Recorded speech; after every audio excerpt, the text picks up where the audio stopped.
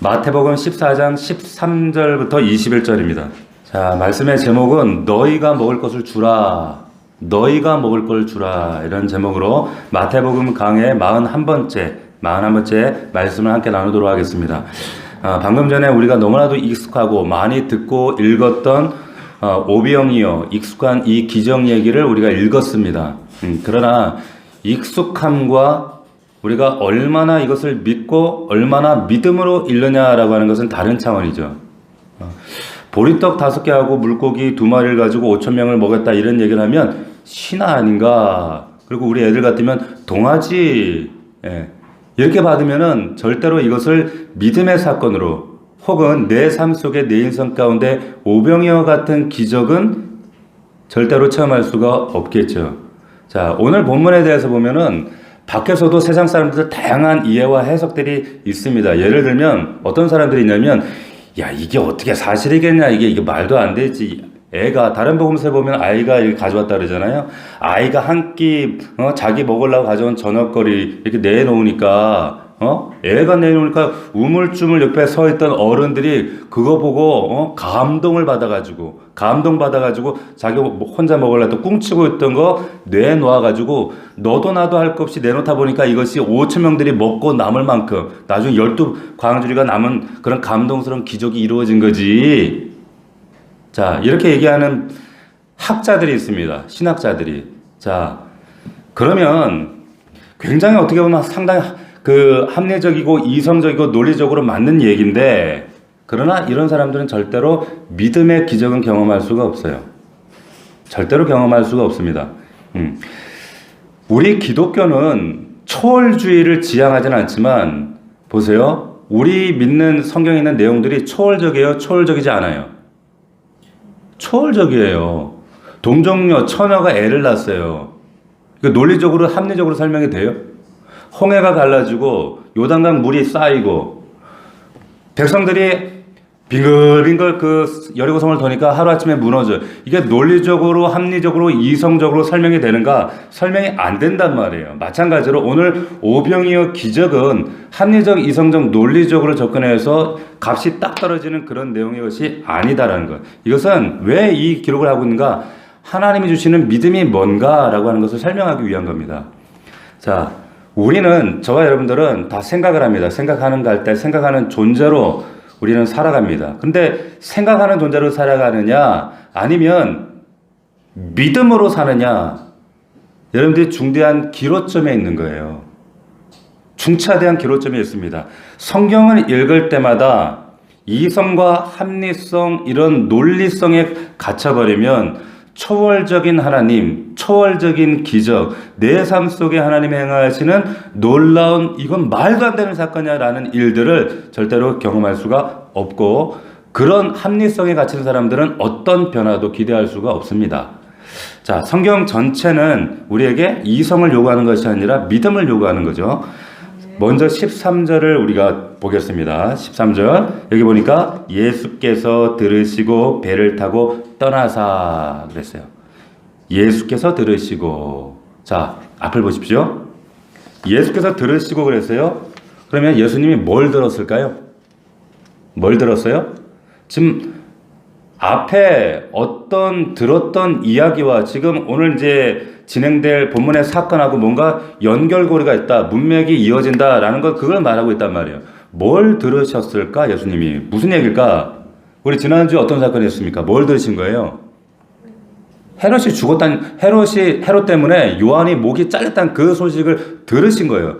끔찍한 참수형의 소식을 들은 겁니다. 요한이 누굽니까? 예수님과 믿음의 동료 아니에요. 그리고 혈육이었어요. 이종사촌이었단 말이에요. 그런데 세례 요한이가 목이 잘려 죽었어요. 그 소식을 들은 겁니다. 가장 악한 자 헤롯의 생일날에 가장 의로운 요한이 죽어요. 말도 안 되는 거래 때문에. 뭐 때문에? 그 아내와 의붓딸이 저 모가지 달라 그런 거 아니에요. 요한이 목을 더 주십시오. 그래서 참수형을 당합니다. 그 소식을 예수님이 들으신 거예요. 그 소식을 듣고 나서 예수님이 어디로 가셨나를 잘 보세요. 13절 보니까 어디로 가셨어요? 배를 타고 떠나서 따로 어디 가셨어요? 빈들로 가셨어요. 빈들. 오늘 우리가 불렀던 찬양에 빈들이 나왔어요. 빈들, 그렇죠? 네.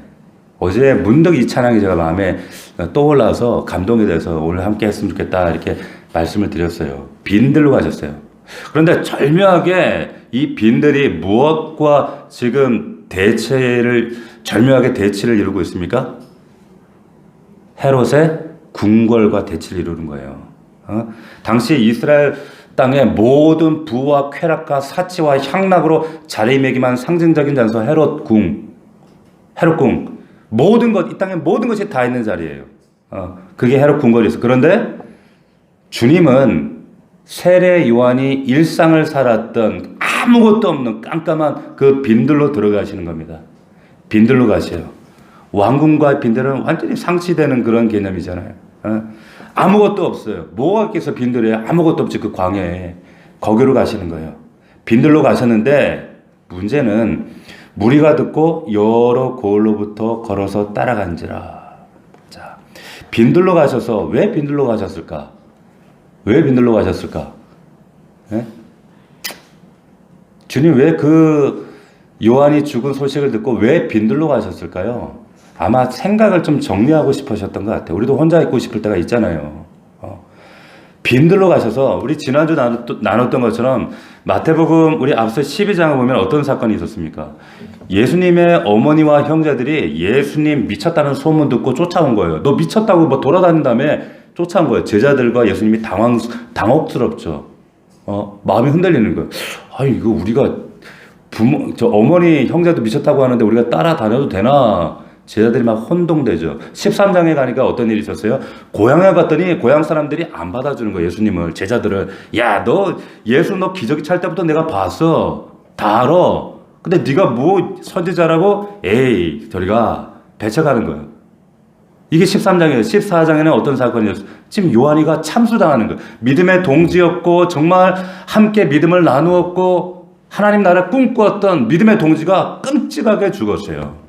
이쯤 되면 제자들도 예수님도 마음이 흔들려요. 복잡해요. 혼란스러워요. 주님도 지금 이런 상황 가운데 다시 한번 혼자의 시간이 필요하신 거예요. 그래서 다시 한번 그 앞으로 내가 그럼에도 불구하고 나아가야 될 십자가의 길, 결의를 다지고 믿음을 다지기 위해서 빈들로 나아가셨는데 거기까지 무리들이 쫓아온 거예요. 따라온 겁니다. 자, 14절 다시 보시면 예수께서 나오사 큰 무리를 보시고 불쌍히 여기사 그 중에 있는 병자를 고쳐주셨다. 이렇게 말합니다. 어른, 장애 할 것 없이 막 몰려오는데 혼자 있고 싶은데 얼마나 성가시겠어요? 이 사람들이 몰려오는데 그들을 귀찮다고 밀어내는 것이 아니라 예수님이 어떻게 하시는가? 제일 먼저 어떻게 했다고 되어 있어요? 불쌍히 여겼다 그랬어요. 불쌍히 여겼다. 이 말이 스플랑크 니조마이라는 말인데 제가 예전에 한번 말씀드린 적이 있어요. 이 단어가 어디서 차용된 단어냐면 우리가 제사 드릴 때, 과거에 제사 드릴 때 제물의 내장을 끄집어내서 자른다는 의미가 이 스플랑크 니조마이예요. 내장을 자른다, 태운다. 근데 헬라 말로는 이게 창자가 끊어지는 고통, 아픔이라 이 말이에요. 히브리인들은 독특하게 이 사람들은 독특하게 우리 몸 안에, 장기 안에, 내장에, 감정에 좌소가 있다라고 믿었습니다. 근데 놀랍게도, 여러분, 우리도 이렇게 생각하는 경향이 있어요. 우리 민족적인 정서에도 그런 표현들, 단어들이 많이 있어요. 가령, 예를 들면 뭐가 있죠? 가슴이 아프다. 또, 장기를 가지고, 간이 부었네? 이러잖아요. 간이 부었네. 진짜 부었다는 거예요? 겁이 없는 상태라는 거예요. 그리고, 배알이 꼬였다 그러잖아요. 위가 꼬였단 말이에요. 왜? 이거 질투감. 이거 그래서 막 질투한다 이거예요. 그리고 막 간이 막 콩알만해졌다. 이게 뭡니까? 이게 우리나라 정서와 지금 유대인들의 정서와 비슷한, 유대인들은 감정이 이 장기 안에 있다고 믿었어요. 여기에 지금 이 불쌍히 여긴다 이 말은, 이 단어는 뭐냐면 창자가 끊어질 만큼 아프다 이 말입니다. 그런 의미예요. 중국 고대사에 보면 이 말과 관련해서 한 번은 중국에 전쟁이 났는데 그 어떤 중국 병사가 원숭이를 잡았어요. 근데 그게 새끼였어요. 그 새끼를 잡아주고 가는데 뒤에 엄마가 그걸 눈치챈 거야. 눈치채고는 그 새끼를 달라고 구하겠다고 꽉 소리 지르면 막 쫓아오는 거예요. 막 달려오는 거. 울면서 소리 지르면 쫓아오는데 이게 뭐 이 병사도 뭐 어쩔 줄 모르고 하다가 그냥 이걸 데리고 가다가 이 원숭이가 울면서 쫓아오다가 꽉 하고 죽어버린 거예요. 그래가지고 막 안타까워서 근데 보니까 배가 불룩한 거야. 이상하다. 왜 배를 갈라보니까 원숭이 창자가 끊어져 있더라는 거예요. 끊어져 있더라는 거예요. 이 한낱 미물도 여러분 한낱 이 동물도 우리가 동물농장 이런 데 보면 얼마나 사람보다 나을 때가 얼마나 많아요. 이런 안타까움과 절규와 모성에 대한 몸부림 이게 이토록 대단하다는 겁니다. 예수님이 무리들을 모시고 제일 느꼈던 성가신 게 아니라 불쌍히 여겼다는 것. 창자가 끊어지는 아픔, 통증을 느꼈다는 거예요. 그런데 여러분 이 단어가 얼마나 중요하냐면 저와 여러분 비롯한 인류 모든 사람들의 이 구원의 기초가 되는 단어가 바로 불쌍히 여기사예요. 불쌍히 여기사. 여러분 하나님의 기적, 하나님의 역사, 하나님의 구원 이 모두가 이 전부가 이 단어의 뿌리가 뭐냐? 불쌍히 여기사입니다. 불쌍히 여기사. 불쌍히 여기사. 여러분 신앙이라는 게 단순하지 않습니다. 그냥 간단하게 생각하시면 돼요. 단순해요. 뭐냐? 하나님 나 한 번만 불쌍히 여겨주십시오. 불쌍히 여기세요. 제가 한번 그런 얘기 했잖아요. 저희 어머니가 한 번은 우리 어머니 밤에 기도하는 그 옷자락 붙잡고 제가 쫄래쫄래 따라가더니 성전에서 기도하는 소리가 다른 거 안 들리는데 그거 하나 들리는 거예요. 아버지야, 우리 창규에 좀 불쌍히 여겨주이소. 불쌍히 여겨주이소. 그 음성은 또렷하게 들려요. 경상도 사투리로. 불쌍히 여겨. 내가 왜 불쌍한지 그때는 이해가 안 됐어. 책임져 달라 그 말이에요. 여러분 이 말에 정말 지혜로운 사람은 누구냐면 그냥 하나님 불쌍해 주세요. 불쌍해 주세요. 도와주세요. 그리고 그 품에 안기는 거예요.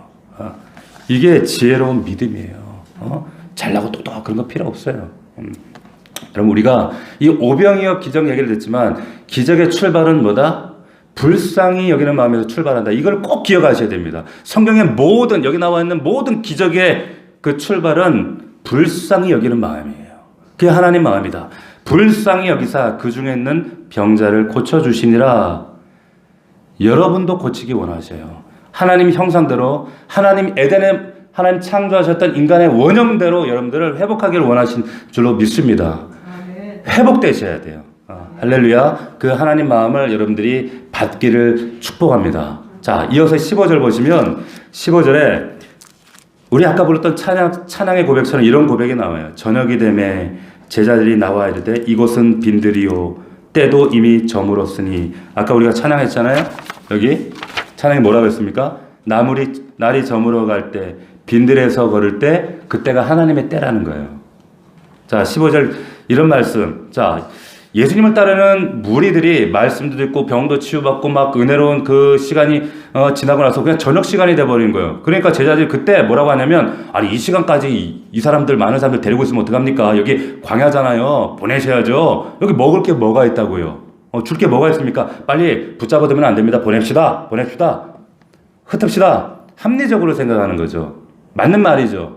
옳은 거죠. 돌려보내야죠. 이 사람들도 먹어야 될 거 아니에요. 흩어져서 먹게 합시다. 뭐 그 이상 무슨 대책이 있겠습니까? 무슨 대책이 있어요? 제자들이 이렇게 생각하는 건 나무랄 거 아무것도 없습니다. 굉장히 합리적인 생각이고 이성적인 생각이고 경험적인 생각이야. 맞는 말이에요. 우리도 그렇게 하죠. 자, 그런데 심지어는 빌립 같은 사람은 다른 복음서에 보니까 200데나리온에 빵 사야 됩니다. 이 사람들 먹으려면 200데나리온이면 한 사람 노동자 오늘날로 치면 10만 원 정도 하루 노동자 월급 치면 2천만 원어치 지금 음식이 있어야 됩니다. 2천만 원. 한 사람당 5천 원짜리 도시락을 치더라도 5천 원짜리면 10,000명. 그럼 10,000명 정도 이상이 모였다는. 근데 거기에 딸린 식설까지 합치면 15,000명에서 2만 명이 있었다는 거예요. 그 자리에 이 사람들 아니, 이 사람들 먹여야 되는 대책이 있습니까? 없죠. 없습니다. 돌려보냅시다. 정말로 합리적, 상식적으로 얘기하는 거예요. 충분히 이 사람들을 이해할 수 있어요. 그런데 예수님께서 왜 지금 이런 상황들을 연출하시는가? 이 빈들에서 역사하시고자 하는 게 뭔가? 왜 이러시는가? 하나님이 누구신지를 보여주길 원하시는 거예요. 지금 합리적인 거, 이성적인 거, 뭐가 똑똑한 거 그거 보여주려고 하는 게 아니잖아요. 예수님은 하나님은 누구시냐 이걸 보여주러 이 땅에 오신 분입니다. 아멘입니까? 자, 하나님은 어떤 분이에요? 하나님은 대책 없이 돌려보내지 않으시는 분이에요. 또 하나님은 합리적 수준, 이성적 수준에서 일하시는 분이 아닌 줄로 믿습니다. 자, 하나님은 어떻게 하세요? 제자들에게 뭐라고 말씀하세요? 16절 보시면 예수께서 이르시되 다 같이 시작. 갈 것 없다 너희가 먹을 것을 주라. 갈 것 없다 너희가 주라 이거예요. 오늘 말씀의 제목입니다. 응? 자, 제자들은 지금 돌려보냅시다, 흩읍시다, 얘네들 사먹게 합시다. 굉장히 합리적, 상식적인 이야기를 하는데 예수님은 제자들에게 너희가 줘라 이렇게 얘기하세요. 너희가 줘라. 자, 무슨 말이에요? 제자들의 합리적, 이성적 생각을 믿음의 생각으로 바꾸시는 말씀을 하시는 겁니다. 아멘입니까? 지금 바꾸시는 거예요. 적어도 보세요. 제자들이 지금 얼마 있으면 예수님이 지금 십자가의 길을 가셔야 돼요. 세례요한도 죽었어요. 떠나야 돼요. 그러면 이 제자들의 이 합리적, 인간적인 이 생각을 믿음의 생각으로 전환시키지 않으면 예수님 떠나고 나서 이 사람들은 오합지졸에 아무것도 할 수 없어요. 제자들로 살아갈 수가 없어요. 그래서 믿음의 생각을, 합리적인 인간적 생각을 믿음의 생각으로 바꾸시고자 지금 이 얘기를 하시는, 니네가 줘라, 너희가 줘라. 자, 하나님이 리더를 통해서 혹은 목사를 통해서 여러분들에게 이런 정말 어떻게 보면 무모한 요구를 할 때가 있어요. 있습니다. 이건 뭐예요? 여러분들 생각을 믿음의 생각으로 바꾸기를 요구하시는 하나님의 요청입니다. 그래야 믿음의 생각을 할 때 믿음의 사건들, 기적의 사건들을 경험할 수가 있는 거예요. 믿을 수 있기를 축원합니다. 생각하는 존재를 믿음의 존재로 바꿔라. 자, 우리가 부름받은 이유는 세상 속의 합리적 조건 속에 합리적 생각을 해야 되지만 생각 없이 살라는 얘기가 아니에요. 그러나 그 뛰어넘는 하나님의 은혜를 경험하기 위해서는 믿음의 존재를 받게 된다는 거예요. 믿음의 생각들. 이 믿음의 사건이 필요하고 이 믿음의 사건을 보여주어야 우리 다음 세대, 우리의 자녀들이 그 믿음의 사건들을 떠올릴 수가 있어요. 자, 한 가지 더. 제자들이 보세요. 여기 보면은 제자들이 저 무리들 허기를 제자들이 걱정한 것처럼 나오지만 과연 그럴까? 과연 그래요? 똑같은 사건을 요한복음의 기록을 보면은 그렇지 않습니다. 이게 중요해요. 이 걱정과 염려, 저들의 필요를 캐치하신 게 제자가 아니라 주님이라는 사실을 여러분 기억하셔야 됩니다.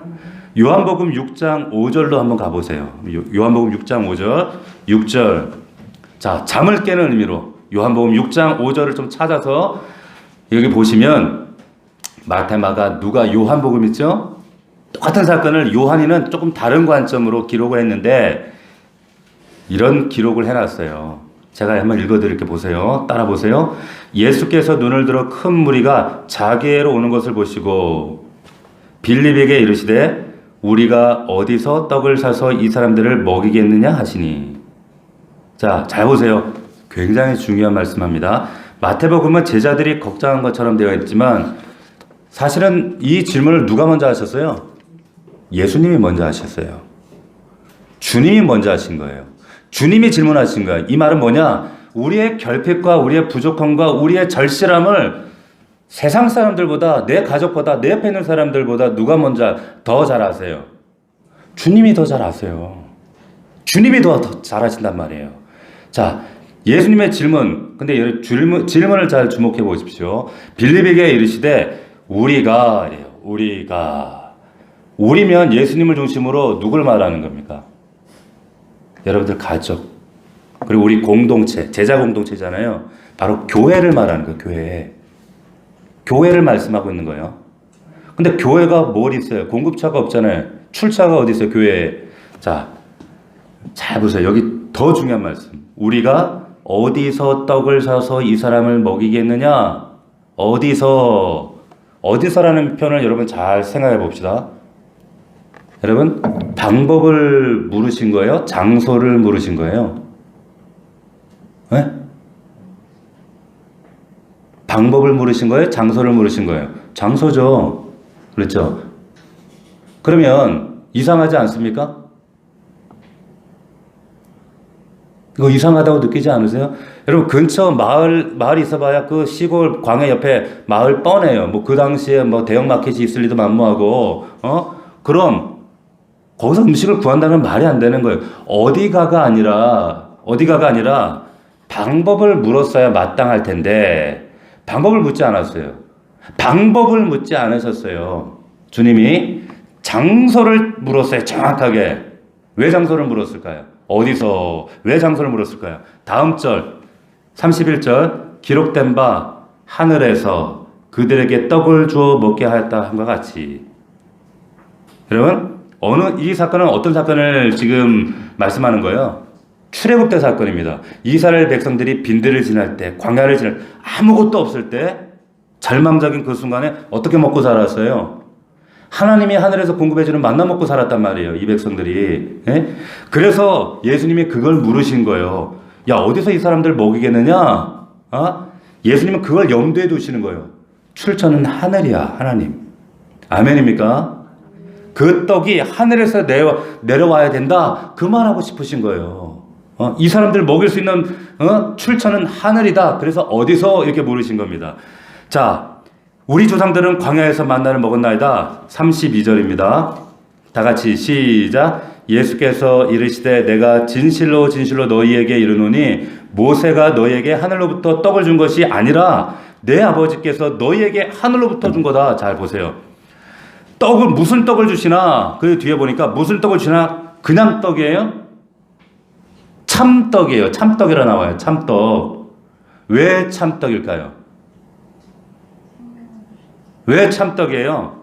여러분, 모세가 하나님께 기도해가지고 내렸던 만나는 그 다음날 되면 또 주우러 가야 돼요. 아침 되면 주우러 가야 돼. 배고프면 주우러 가야 돼요. 그런데 이 만나는 앞으로 오실 예수 그리스도를 예표하는 상징적인 떡이었단 말이에요. 그런데 다음 절 33절 시작. 하나님의 떡은 하늘에서 내려 세상에 생명을 주는 것이다. 진짜 떡은 예수다는 거예요. 예수 그리스도. 세상 떡 주면 안 돼. 진짜 예수 그리스도를 줘야 돼요. 이게 생명의 떡이고 진짜 이게 살아요. 자, 그들이 주여 이 떡을 항상 우리에게 주서 제자들이 그래요. 말귀를 못 알아듣는 거예요. 제자들 이게 뭔 소리요? 그 떡 좀 주세요. 참떡. 35절 예수께서 이르시되 내가 생명의 떡이니 내게 오는 자는 결코 줄이지 않고 나를 믿는 자는 영원히 목마르지 않는다. 아시겠어요? 예수가 정말 우리를 줄이지 않게 해요. 예수가 우리를 정말로 목마르지 않게 한단 말이에요. 이 예수를 줘야 우리 성도들이, 우리 다음 세대들이 정말 인생의 메마름을 경험하지 않고 담대히 승리할 수가 있다는 거예요. 자, 그 의미를 설명해 주시는 겁니다. 근데 나중에 이거 집에 가서 읽어보시면 요한복음 뒷부분에 제자들이 뭐라고 하냐면 어렵도다 이래요. 이게 뭔 말이냐 이러고 있어요. 다시 본문 마태복음 오늘 14장 16절 오면 예수께서 이르시되 갈 것 없다. 너희가 먹을 걸 주라. 아주 중요한 본문이죠. 갈 것 없다. 너희가 먹을 걸 주라. 이게 오늘 본문에 아주 척추 같은 말씀이에요. 핵심되는 말씀. 제자들 마을로 보냅시다. 사 먹게 합시다. 흩읍시다. 합리적 제안을 하는데 주님은 너희가 줘라. 네가 줘라. 여러분에게 너희에게 줘라. 이 얘기를 하세요. 이것은 첫 번째 너희들이 생각하고 있는 그 합리적, 이성적 그 생각의 틀을 내려놓고 믿음의 틀을 요구하시는 거예요. 아멘입니까? 믿음의 틀로 바라보고 믿음으로 따라가야 믿음의 기적의 역사가 나타나지. 가정이든 여러분 사업장이든 여러분 삶 속에 여러분들이 믿음으로 보지 않는데 어떻게 믿음의 역사를 기대할 수가 있겠습니까? 또 한 가지. 이 백성들의, 이 무리들의 허기진 백성을 누가 책임지라는 거예요? 네가 책임지라는 거예요. 너희가 책임지라는 거예요. 너희는 누굽니까? 제자 공동체. 누구 말하는 거예요? 교회를 말하는 거예요. 이 자리에는 저와 여러분들에게 지금 부탁하고 위임하고 있는 거예요. 아멘입니까? 이걸 절대 놓쳐서는 안 돼요. 교회가 뭐 저렇게 나눠주고 퍼주고 뭐 돕고 뭘 그래야 되느냐? 교회가 할 일이에요. 그래서 어려워도 선교사를 도와야 되고 어려워도 가난한 자를 도와야 되고 해야 되는 이유가 다 지금 주님이 우리에게 위임하신 부탁이기 때문에 그렇습니다. 허기진 세상에 어둡고 공고한 상을 놓고 예수님이 지금 누구에게 그 허기를 채울 수 있다라고 말씀하시는가? 교회에게, 제자에게 말씀하시는 겁니다. 갈 것 없다? 너희가 줘라. 너희가 줘라. 그래서 이 부탁을 받은 여러분에게 이 책무가 있는 거예요. 우리 윤재에게, 윤우에게 책무가 있는 거예요. 영준이 형사에게 있는 거예요. 우리 이한이에게, 주한이에게, 이한이에게 이 책무가 있다니까요. 근데 이 책무를 우리가 몰라요. 나 먹고 살기 바쁘지. 이 땅의 사명도 중요하지만 하나님께서 내게 부여하신 사명이 구체적으로 무엇인가를 알고 배우고 깨닫는 것, 이걸 아는 우리 아이들이 정말 나중에 행복하게 살아갈 수가 있습니다. 할렐루야. 그런 아이들로 키울 수 있기를 축원합니다. 교회의 책무예요. 저희 교회도 우리 교회가 우리 중고등부 잠시 섬겼던 황영도 선교사님이 중국에서 그 정부, 시진핑 정부 때문에 추방당해서 갑작스럽게 7년 사역을 쫓겨나듯 들어왔잖아요.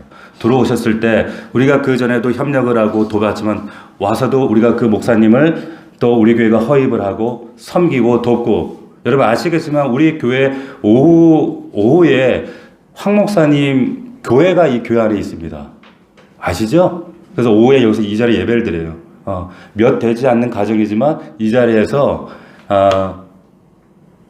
한마음 사랑교회예요. 교회 이름이 한마음 사랑교회가 이 자리에서 예배를 드려지고 있어요. 이 어렵고 힘든 코로나 시기에 얼마나 감사한 일이에요. 얼마나 감사한 거예요. 너희가 줘라. 우리에게 주신 책무를 다하는 겁니다. 우리가 섬기고 있는 김재한 선교사님 얼마 전에 아시지만은 그 파킨슨 진단 받고 태국 치앙마이에서 부랴 들어오셨잖아요. 얼마나 마음이 무너지시겠어요. 아이들도 어리고 지금 그 사명 감당하겠다고 중국에서 태국까지 넘어갔는데 지금 치료 받으시고 근데 얼마 후에 태국으로 다시 들어가신다는 거예요. 그 전에 아마 저희 교회 오셔서 잠시 여러분들과 인사 나눌 시간이 있을 줄 압니다. 그 선교사님을 우리가 또 부족하지만 미력이지만 섬기고 돕고 또 치앙마이에 돌아가서도 끊임없이 우리가 섬겨야 되는 이유가 뭡니까? 너희가 주라는 거예요. 코로나 시기에 우리도 내 코가 석자인데 아니야? 하나님이 주시는 거예요. 우리가 가진 걸로 하는 게 아닙니다. 주님이 하시는 거예요. 네. 우리가 그 믿음 안에만 반응해 드리면 하나님께서 역사합니다. 자, 보세요. 여기에 너희가 먹을 걸 주라. 그러자 어떤 일이 벌어지는가를 여러분 잘 보시기 바랍니다. 성경 17절 보세요. 17절. 제자들이 이르되 여기 우리에게 있는 것은 떡 5개와 물고기 2마리 뿐입니다. 자, 이 말은 그거라도 있네. 그게 아니라 불가능을 얘기하는 거예요. 말도 안 되는 것 이거 가지고 어떻게 해요. 불가능을 상징하는 게 오병이란 말이에요. 뭐 이거를 매개를 해서 이것이 뭐 몇 배로 몇천 배로 증식됐다 이거 얘기하는 게 아니라 마태는 5병 떡 5개 물고기 2마리 이거는 불가능을 상징하는 숫자로 딱 제시하는 겁니다. 자, 그런데 이상한 아이러니가 등장하는 거예요. 여러분 잘 보세요. 18절 같이 한번 읽어보겠습니다. 18절 굉장히 이상한 말씀하세요. 시작. 이르시되 그것을 내게 가져오라 하시고. 이 말이 왜 이상해요? 왜 이상합니까? 굉장히 중요한 말씀 하시는 거예요. 예수님이 분명 앞에서 16절에 너희가 먹을 걸 주라 그랬잖아요. 누구 보고 해결하라는 얘기예요? 네가 해결하라. 제자들에게 맡겼어요. 근데 지금은 여기에 보리떡 5개 물고기 2마리 있어요. 그러니까 가져와라. 누구에게? 내게로 가져오라 명령했단 말이에요. 아니 그럼 앞에 했단 말하고 다르네요. 왜 이랬다 저랬다 하시나? 그 말입니까? 영적인 원리를 말씀하시는 거예요. 여러분 잘 들으세요. 여러분 우리가 이럴 때가 있어요. 마음에 하나님이 감동을 주는데 내가 정말 돕고 싶은 사람이 있어. 정말 구제하고 싶어요. 정말 이 일에 하나님 앞에 드리고 싶어. 그런데 돈이 없어. 방법도 모르겠어. 그럴 때 있어요, 없어요? 있죠?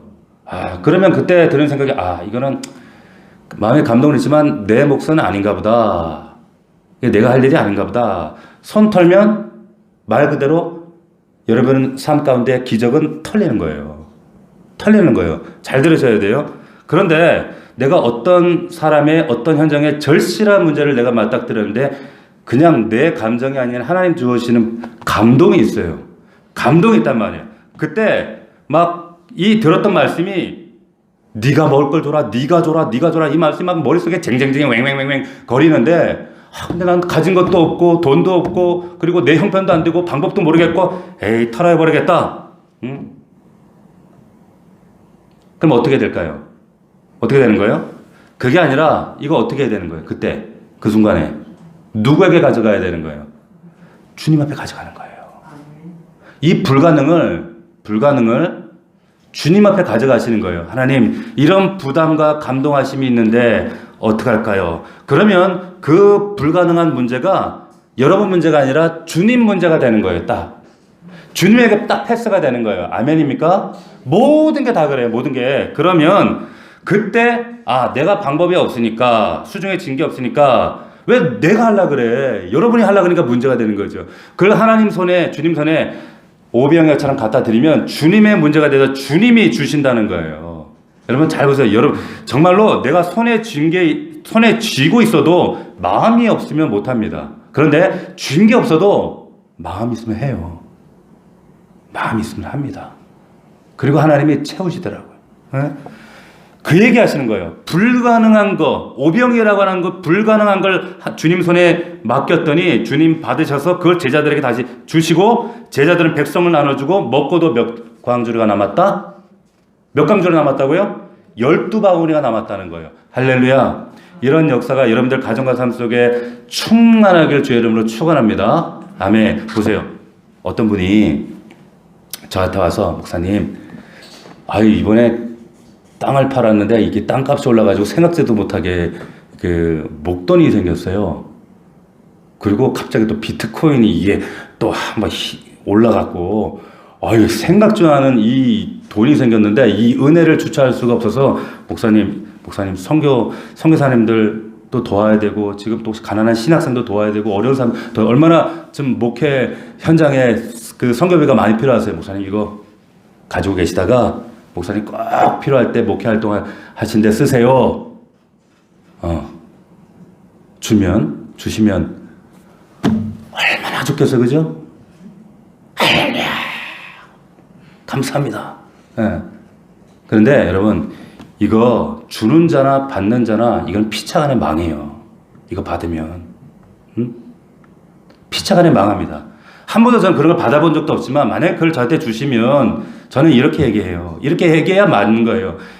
우리 집사님, 권사님, 우리 형제님, 자매님 마음은 받겠지만 교회 앞으로 주님 앞에 그 목적을 서서 목적 헌금으로 공예배 시간에 헌금으로 드리십시오. 그러면 교회가 정확하게 그 목적대로 그 목적에 부합하게 집행하도록 하겠습니다. 교회 헌금하십시오. 여러분 그걸 넙죽 받아가지고 내가 또 이거 누가 이거 또 줬다고 자랑하고 이런 행태들을 하면 그 사람도 망하고 자기도 망하는 거예요. 왜? 의가 올라오거든. 의가 딱 올라오고 인간의 부패가 올라온단 말이에요. 이거를 또 자랑하는 목사도 있어. 절대 여러분 그러시면 안 되는 거예요. 자, 이거는 그걸 왜 목사를 갖다 줘? 주님을 갖다 드려 교회 앞으로 해야지. 그리고 정말 내가 도울 대상이 있으면 목적 헌금으로 딱 지정을 하면 되는 거예요. 지정 헌금으로. 여러분 항상 주님에게 드려서 예수님 손에서 그 일이 진행될 수 있도록 그렇게 하셔야 되는 거예요. 아멘입니까? 절대로 이 영적 원리와 질서를 잊어서는 안 됩니다.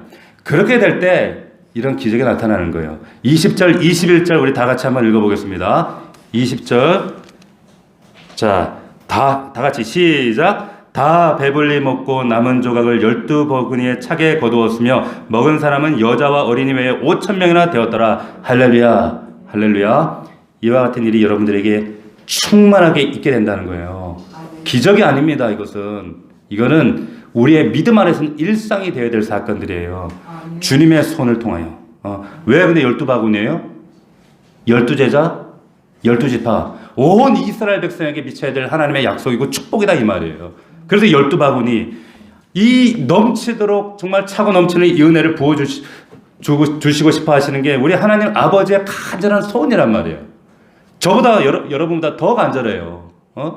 다윗이 정말 광야를 전전하면서도 아무것도 없는 광야의 그 쫓기는 상황 속에서도 여호와는 나의 목자시니 내가 부족함이 없습니다. 왜 부족함이 없어요? 물도 없고 먹을 것도 없는데. 근데 어떻게 이런 고백이 가능해요? 주님을 믿는다는 것, 따른다는 것, 이거는 관점을 바꾸는 겁니다. 생각의 틀을 바꾸는 거예요. 그러면 부족함이 없어요. 절대로. 우리 공부하는 학생들에게는 부족함이 없게 하나님 채우셔요. 여러분, 말씀을 읽겠습니다. 우리 신앙은 끊임없이 합리적, 논리적, 이성적 이런 것들과 믿음이 충돌하는 것을 우리가 경험을 합니다. 오늘 말씀을 읽으면서 우리의 좁은 이성의 이 틀 좀 제발 버리세요. 제발 버리시고 믿음의 관점을 바꿀 것이냐, 아니면 여전히 나는 육신적인 인간의 합리적인 틀 안에 갇혀 살다가 일그러진 믿음으로 살 것인가? 여기에 기로에 있다는 것을 여러분 반드시 기억하십시오. 저와 여러분들이 앞에 부른 찬양처럼 빈들의 백성처럼 부족함에 시달리지 않는 인생 없습니다. 결핍 없는 인생 없어요. 모든 문제가 결핍감이고 부족감이고 불안감이고, 그러나 우리가 빈들에서도 부족함이 없고 광야에서도 불안하지 않고, 왜? 어떻게? 믿음의 틀로 바라보면, 나아가면 어떤 것 소유하지 않아도, 내가 남들 가지지 않은 것 가지지 않아도 자유하며 담대하게 살아갈 수 있다는 그 말씀을 하시는 겁니다. 할렐루야. 진리 안에서 자유하는 거예요. 이게 진리 안에서 자유. 진리 안에 자유가 뭐예요? 자유라는 게 뭡니까? 부족함에서 벗어나는 거예요. 네? 결핍감에서 시달리지 않는 거예요. 불안감에서 붙들려 있지 않는 거예요. 그게 자유. 우리 다음 세대, 우리 자녀들이 얼마나 우리보다 더한 결핍과 불안과 부족함 안에 살아야 되는데, 정말 우리가 이 믿음의 틀로 이 세상을 바라보게 하지 않으면 이 아이들 너무 불쌍해요. 너무 안타까워요. 너무 고되고 힘들어요. 이 믿음의 틀을 우리 자녀들에게, 우리 믿음의 세대들에게 줄 수 있는 저와 여러분들이 되기를 주의 이름으로 축원합니다. 축원합니다. 여러분, 정말로 하나님 맨날 주세요 이런 기도만 할 게 아니라, 여러분 사르밧 과부가 죽게 되었을 때, 아무것도 없을 때, 정말 결핍되어 있을 때 선지자에게 기름 한 병, 밀가루 한 줌 내어드렸을 때, 그럴 때 기적을 경험했듯이 우리가 그런 기적을 정말 간증할 수 있는 우리 넘치는 교회 저와 여러분들이 되기를 주의 이름으로 축복합니다. 축복합니다. 우리 아까 불렀던 찬양 있죠? 우리 그거 1절만 함께 불러봤으면 좋겠습니다. 날이 저물어 갈 때 그 찬양 있죠? 주가 일하시네. 날이 저물어 갈 때, 날이 저물어 갈, 오늘 말씀입니다. 빈들에서 걸을 때, 그때가 하나님의 때, 그때가 하나님의 때, 내 힘으로 안 될 때, 내 힘으로 안 될 때, 빈손으로 걸을 때, 내가 고백해 여호와. 우리 다시 한번 고백해 볼까요? 날이 저물어 갈 때, 우리 인생에도 이럴 때가 있어요. 날이 저물어 갈 때, 빈들에서 걸을, 그때가 하나님의 때입니다. 그때가 하나님의 때, 내 힘으로 안 될 때, 빈손으로 걸을 때, 내 힘으로 안 될 때, 빈손으로 걸을 때, 내가 고백해 여호와. 아멘. 이 사실을 믿음으로 선포합시다. 주가 일하시네, 주가 일하시네, 주께 아끼지 않는 자에게 주가 일하시네, 주가 일하시네, 주가 일하시네, 신뢰하며 걷는 자 자에게 주가 일하시네. 주가 일하시네. 주가 일하시네. 주께 아끼지 않는 자에게 주가 일하시네. 주가 일하시네. 주가 일하시네. 신뢰하며 걷는 자에게. 우리 말씀 붙들고 1분간만 기도합시다. 하나님, 그렇습니다. 우리가 있는 자리가 빈들입니다. 날이 저물어가고 있습니다. 우리의 인생도 그럴 때가 있습니다. 그러나 그때가 하나님의 때입니다. 그때가 내 힘으로 안 될 때가 우리 하나님께서 일하실 때입니다. 아버지, 이 믿음을, 이 약속의 말씀을 우리가 붙들고 우리가 이성으로 합리적으로 생각 안에 갇혀 살지 않게 하시옵시고, 믿음의 틀로, 믿음의 생각으로 주님 바라보게 하셔서 너희가 주어라, 내가 줄 수 있는 자가 되게 하옵소서. 믿음으로 선정케 하옵소서. 믿음으로 이 기적을 경험하는 자가 되게 하여 주시옵소서. 우리 말씀 붙들고 간절히 결단하는 기도 올려드리겠습니다. 다 함께 기도하겠습니다. 살아계신 아버지 하나님, 감사합니다. 주님, 아버지 하나님, 그렇습니다.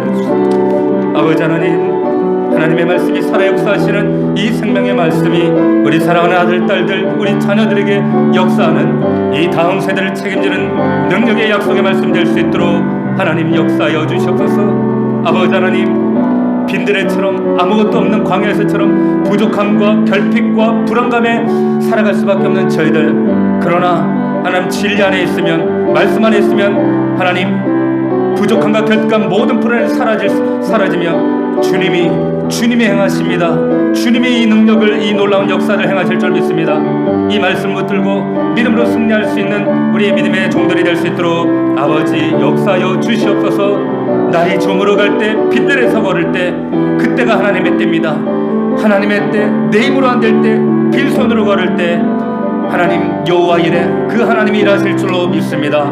아버지 하나님, 아버지 하나님, 아버지 하나님 도와주옵소서. 불쌍히 여겨주옵소서. 불쌍히 여겨주시옵소서.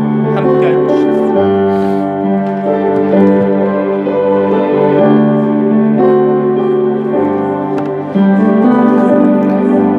하나님, 우리 아버지 감사합니다. 하나님, 간절히 비옵나니 우리의 상식과 합리적, 이성적 사고의 인간적인 틀을 내려놓게 하시고 하나님, 믿음의 틀로 정말로 이 빈들에서, 막막한 광야에서 하나님 그 믿음으로 하나님의 역사하심을 기대하는 우리 성도들 되게 하여 주시옵소서. 아버지, 내 손에 이 불가능 뿐이지만 그러나 주님 손에 맡겨드릴 때 주님께서 내게 주시는 놀라운 기적의 가능한 사건을 통해 살아계신 하나님은 오늘도 이 오병이어의 놀라운 창조의 역사를 이루실 줄로 믿습니다. 이 사건을 우리 믿음의 성도들이 체험하게 하시고 간증하게 하시며 우리 사랑하는 자녀들이 반드시 저들의 정말로 길고 긴 인생 가운데 이 하나님을 체험하고 누리는 우리 사랑하는 아들, 딸들 될 수 있도록 축복하여 주시옵소서. 감사하고 예수 그리스도의 이름으로 기도하옵나이다. 아멘.